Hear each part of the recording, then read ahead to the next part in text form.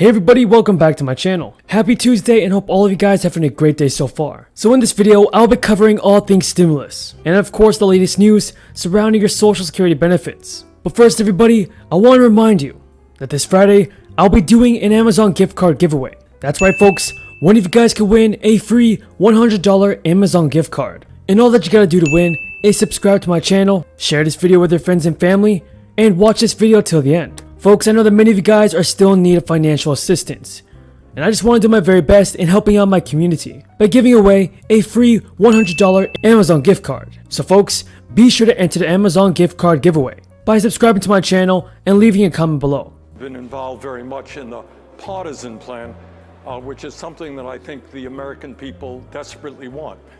And the truth of the matter is, there are a lot of people in our country, working class people, who are losing faith in the ability of government to address their needs. Now first of all folks, let's go over what President Biden says about the Social Security Administration. Now President Biden is calling for a 9.7% increase in funding to the Social Security Administration. And the $14.2 billion proposed for 2022 will help the administration in one key area, and that's customer service. And this way folks, many of you guys that are applying for Social Security benefits or SSI and SSDI can receive your money even faster than before. In addition, the proposed increase comes as the SSA expects to pay more than $1.2 trillion in both Social Security and Supplemental Security Income benefits to more than 74 million beneficiaries in 2022. And the money would allow the Social Security Administration to pursue a host of improvement efforts. Among the areas that the administration would address include wait times and backlogs, community outreach to vulnerable populations, and technology upgrades. It could also help increase the number of initial disability claims completed by 720,000 to 2.7 million in fiscal year 2022. We are going to take on income and wealth inequality. We're going to ask the wealthiest people, the largest corporations, to start paying their fair share of taxes. We're going to take on the pharmaceutical industry and have Medicare negotiate prices. We're going to finally deal with childcare and pre-K.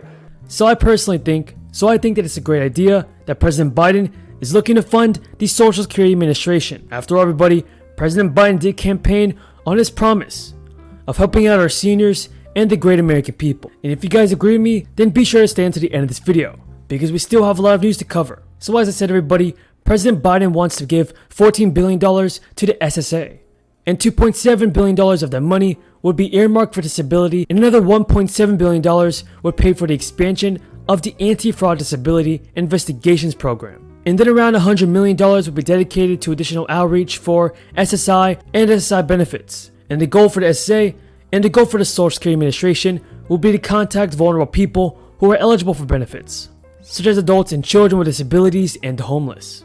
So folks, we should definitely look forward to more stimulus money being sent out and an increase to your Social Security benefits. I hope that they will pass the bipartisan legislation. Infrastructure has always been bipartisan for all the years that I've been in the Congress. They diminished the bill when President Obama was president, but nonetheless, a bill was passed, the leadership of Senator Barbara Boxer working with Senator in a bipartisan way. In addition, folks, the Biden administration and many Democrats on Capitol Hill have argued that the newly enhanced child tax credit is going to cut child poverty in half this year. But there is one major catch. Low-income families have to get the money. After the first payment was made on July 15th, the People's Policy Project, which was a blog highlighting the IRS, was missing information, and many people have expressed frustration and concern over a report that said that around 7 million people and only 720,000 kids are successfully receiving the new child tax credit. So guys, have you received your child tax credit payment? Tell me in the comments below. And in regard to the eviction moratorium, according to Fox News and the White House Press Secretary, Jen Psaki, she told reporters that Biden would have strongly supported a decision by the CDC. The Biden White House said on Monday that it lacked the legal authority to extend the federal moratorium on evictions that expired over the weekend. And this has put pressure on states that have been too slow to disperse the billions of dollars in assistance to the millions of renters who face being thrown out of their homes. And then Jen Psaki told everybody that President Biden would have strongly supported a decision by the Center for Disease Control, by the CDC, to further extend its eviction moratorium, but did note that the Supreme Court declared in June that the CDC cannot grant such an extension without congressional approval. And everybody, in regard to your child tax credit payments, while the IRS does not have any information on many of these families that have yet to receive the CTC payments, other agencies in the federal government just might. Some experts are confused why the Social Security Administration, in partnership with state agencies, was not tapped to assist in the distribution. And those who did not receive the July child tax credit payment should consider using the tool to register if they were not required to file a 2020 tax return, or didn't file one and don't plan to, and have a main home in the United States for more than half the year. The tool can also be used by households who are eligible to receive federal stimulus checks but did not receive them.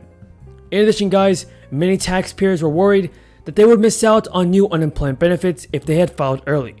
But as promised, the IRS has automatically adjusted taxpayers' income from last year and taken into account how it would affect their eligibility for benefits after March 2020, when the bill actually became law.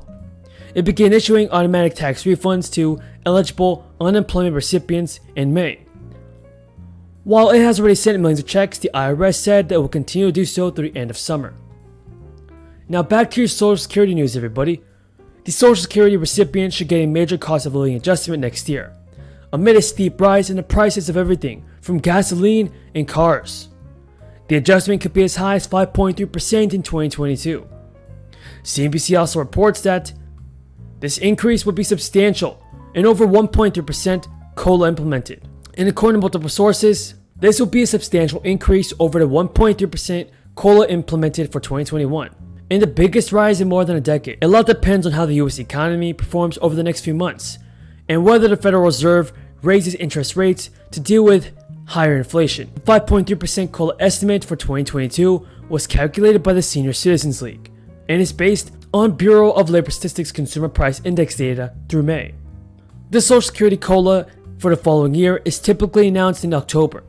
Forbes reported last month, and based on the current rate of inflation, an increase of 5.3% would be the biggest cost of living adjustment since 2009, when the COLA was just 5.8%.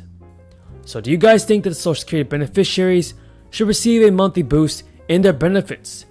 Leave a comment down below, everybody. Tell me your thoughts on this.